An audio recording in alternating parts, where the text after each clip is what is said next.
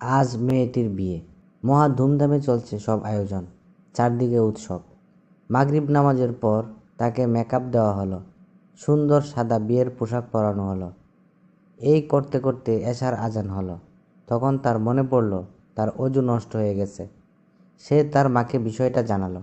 মা, আমি অজু করে এশার নামাজটা পড়তে চাই। তার মা এতে বিস্মিত হলেন। তুমি কি পাগল হয়ে গেছ? দেখছো না সবাই তোমার অপেক্ষা করছে? তোমার মেকআপের কি হবে? পানিতে তো সব ধুয়ে যাবে। তখন তিনি বললেন, আমি তোমার মা, আমি নির্দেশ দিচ্ছি, তুমি এখন নামাজ পড়বে না। তুমি যদি এখন অজু করো তবে আমি কষ্ট পাব। মেয়ে জবাব দিল, নামাজ না পড়ে আমি এখান থেকে যাব না। মা, তুমি জানো নামাজের মাপ নেই, মানুষ আল্লাহর অবাধ্য হতে পারে না।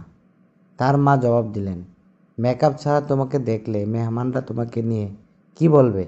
মেকআপ ছাড়া তোমাকে দেখলে মেহমানরা তোমাকে কি বলবে? তাদের চোখে তোমাকে কি সুন্দর লাগবে? তোমাকে দেখে তখন তারা কৌতুক করবে। মেয়ে তখন বলল, মা, তুমি কি এই নিয়ে চিন্তা করো না যে আমি সৃষ্টির দৃষ্টিতে সুন্দর কি না? আমার স্রষ্টাকে নিয়ে কি ভাবো? আর আমি ভাবছি, আমি যদি আমার নামাজ বাদ দেই তবে তার দৃষ্টিতে আমি সুন্দর হব না। মেয়েটি তখন তার অজু করতে শুরু করলো। তার সব মেকআপ মুছে গেল, কিন্তু সে ওসবের কিছুরই পরোয়া করলো না। তারপর নামাজ শুরু করলো। যথারীতি নামাজ আদায় করতে লাগলো, কিন্তু তখনও জানতো না এটাই তার শেষ নামাজ। সে যখন সেজদায় গেল তখনই তার রূহ বের হয়ে গেল। নামাজ পড়তে দৃঢ়প্রতিজ্ঞ এক মুসলিম নারী তার প্রভুর কাছে চলে গেলেন তার সামনে সিজদায় থেকে।